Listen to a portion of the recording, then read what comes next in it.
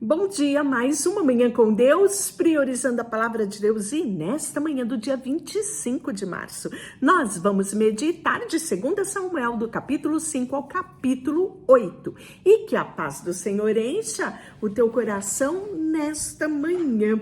Davi se torna rei em todo Israel. Com a morte de Isbosete, nós vimos isso ontem, né? Ele foi assassinado, então encerra-se ali o trono de Saul, através dos seus descendentes. E Davi, que já era rei em Judá e Benjamim, agora vai estender o seu reinado por todo o território de Israel. Então, todas as tribos de Israel vieram a Hebrom para encontrar-se com Davi. Somos o mesmo povo e raça, disseram.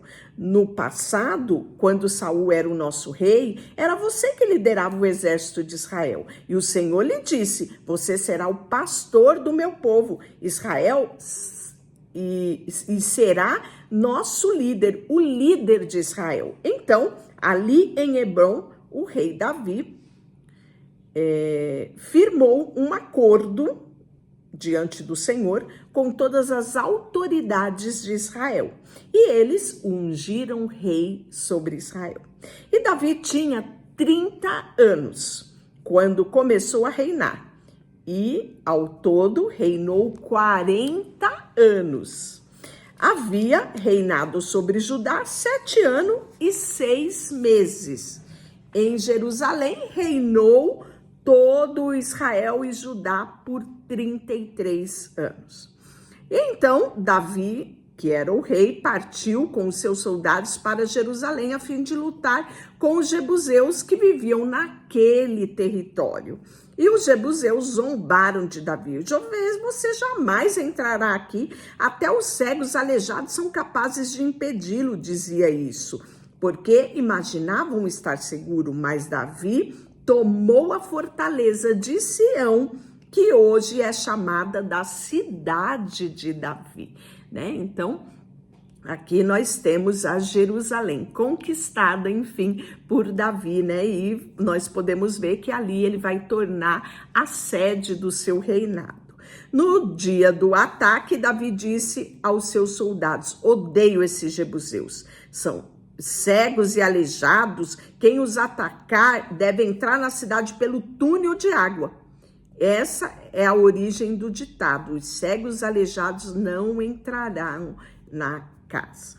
Então Davi foi morar na fortaleza de Sião e a chamou de cidade de Davi. Ampliou a cidade desde o aterro até a parte interna. E Davi foi se tornando cada vez mais poderoso, pois o Senhor, Deus dos exércitos, estava com ele. E é nesse texto que nós vamos meditar no nosso versículo do dia. É a porção do nosso versículo do dia que fazemos uma meditação para o texto, né, no seu contexto da época, mas também extraímos verdades para o nosso dia a dia, né, que vai nos beneficiar na nossa trajetória.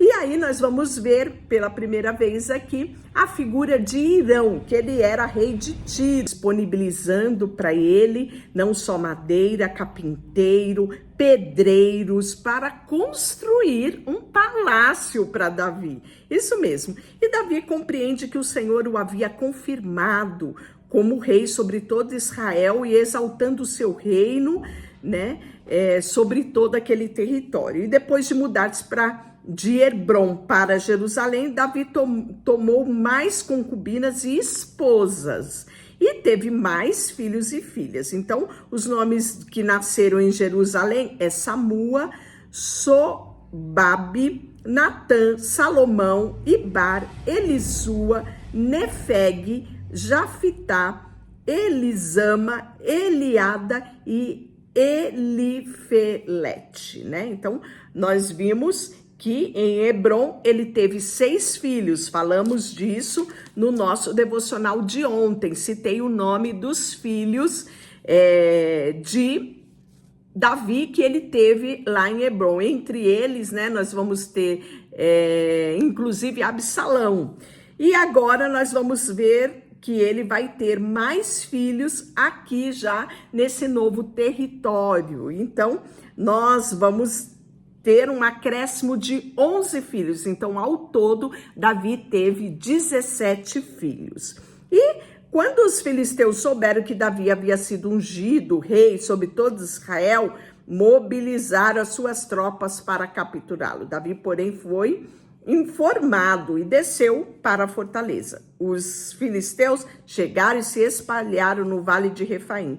Então Davi perguntou ao Senhor: devo sair e lutar contra os filisteus? Tu entregarás em minha mão? E o Senhor respondeu: sim, vá, pois eu certamente lhe entregarei nas tuas mãos. Então Davi foi a Baal-Perazim e ali derrotou os filisteus e exclamou: o Senhor irrompeu no meio dos meus inimigos com uma violenta inundação. Por isso se chamou aquele lugar de Baal-Perazim.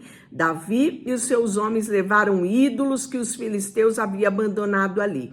Pouco tempo depois, os filisteus voltaram a se espalhar no vale de Refaim. Mais uma vez, Davi consultou o Senhor. Não os ataque pela frente, respondeu o Senhor.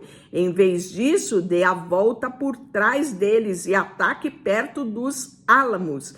Quando ouvir o som como de pés marchando em cima do álamos, ataque. É o sinal de que o Senhor vai na sua frente para derrotar o exército filisteu. E Davi fez como o Senhor ordenou e derrotou os filisteus em todo o seu caminho, desde Gibeon até Gezer.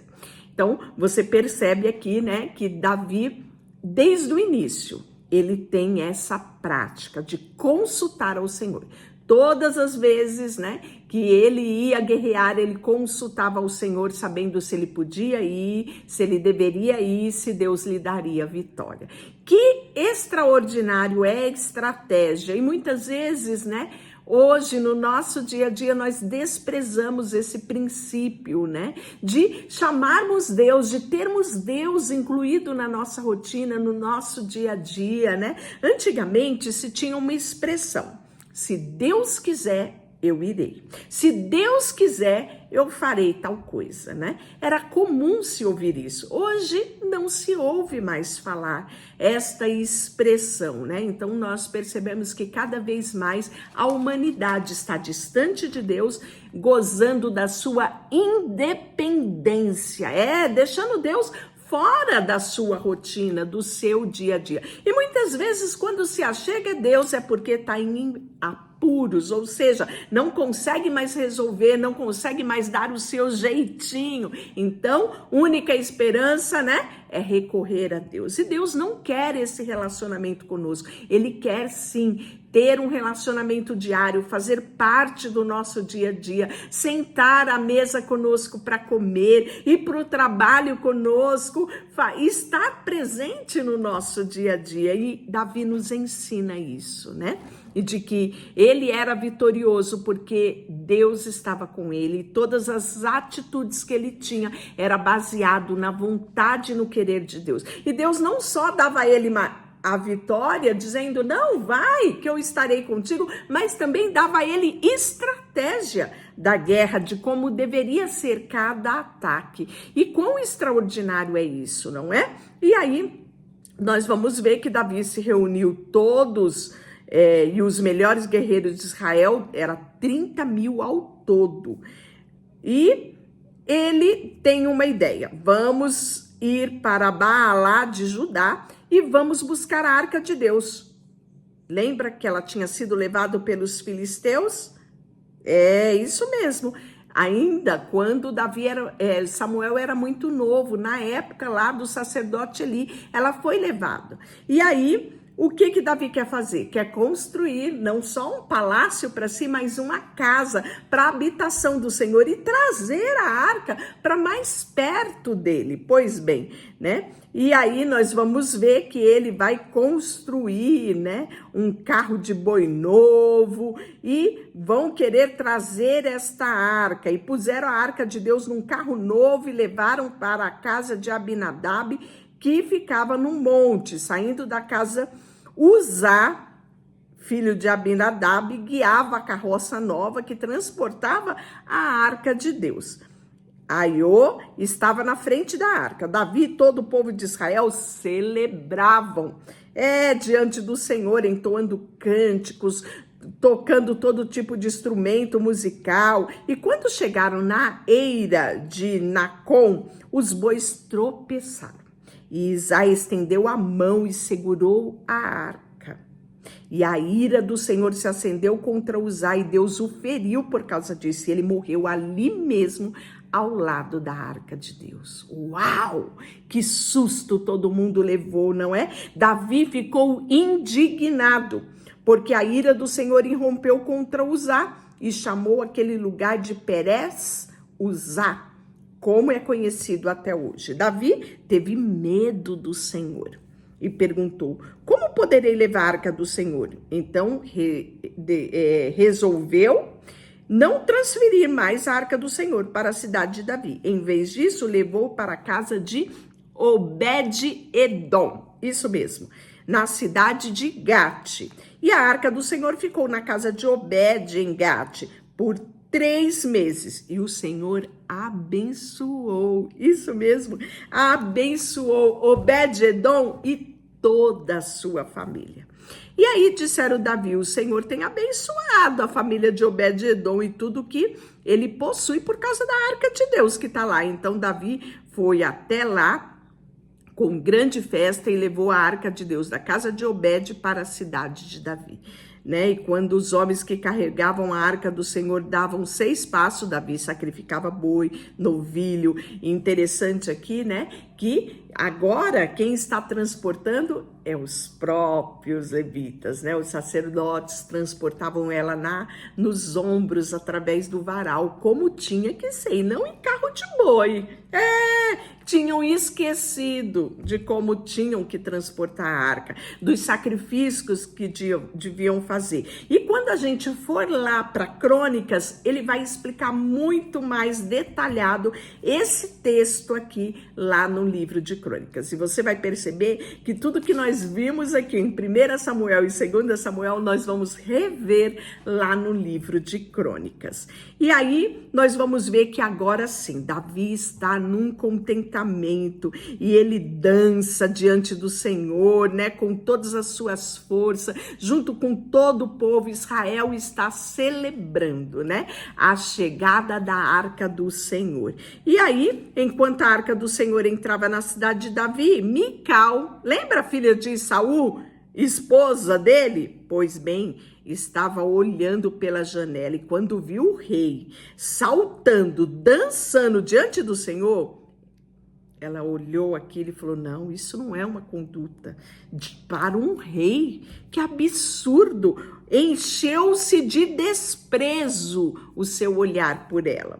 E aí trouxeram a arca do Senhor, colocaram no seu lugar, fizeram uma tenda especial para isso, Davi ofereceu holocausto, oferta de paz. Depois que terminou de oferecer o sacrifício, ele abençoou ao povo em nome do Senhor dos Exércitos, e para cada homem, para cada mulher, Deus desse multidão, pão, bolo, tâmaras. Foi uma festa linda. E quando voltou para casa, a fim de abençoar sua família, olha só, Mical, filha de Saul, saiu ao encontro dele e disse: como o rei de Israel se mostrou digno de honra hoje, exibindo-se com qualquer vergonha diante de servas, como um homem vulgar. Olha a expressão de Mical. Davi respondeu a Mical: eu dançava diante do Senhor, que me escolheu em lugar do seu pai e de toda a sua família. Ele me nomeou líder em Israel, líder sobre o povo do Senhor.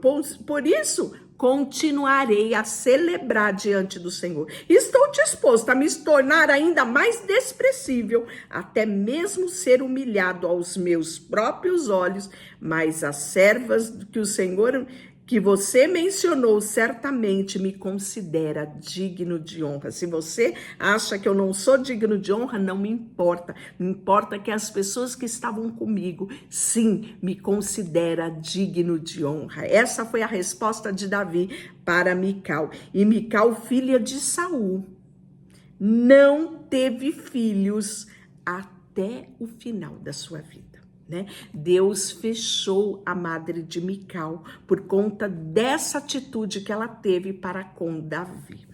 E nós vamos ver que o Senhor tinha uma aliança com Davi, né? Quando o rei Davi já estava estabelecido em seu palácio, o Senhor lhe tinha dado descanso de todos os seus inimigos ao redor, mandou chamar o profeta Natã. O rei disse: veja, moro num palácio, numa casa de cedro, enquanto a arca de Deus está numa simples tenda. E Natã respondeu a ele: faça o que bem entende, o Senhor está contigo, rei.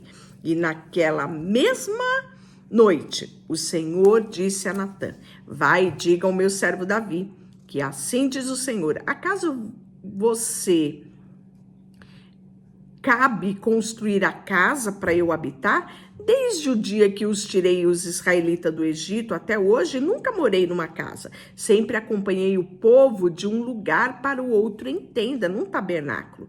E, no entanto, onde quer que eu tenha ido com os israelitas, nunca me queixei.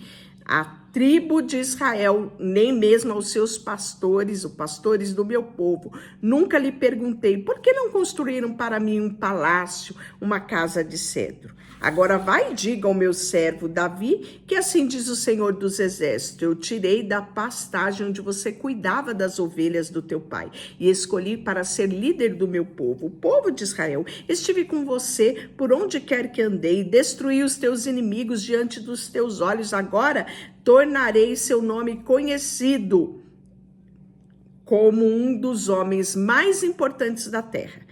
Providenciarei uma terra para dar ao meu povo. Isso, eu planejei um lugar seguro, onde jamais serão perturbados. Nações perversas não oprimirão, como fizeram no passado, desde o tempo em que nomeei juízes e governos sobre o meu povo de Israel. Eu lhe darei descanso de todos os teus inimigos. E disse o Senhor: declara que fará uma casa para você numa dinastia real, pois quando você morrer, for sepultado com seus antepassados, escolherei um dos seus filhos de sua própria descendência e estabelecerei o meu reino sobre ele. Ele é que construirá uma casa para o meu nome e estabelecerei o seu trono para sempre.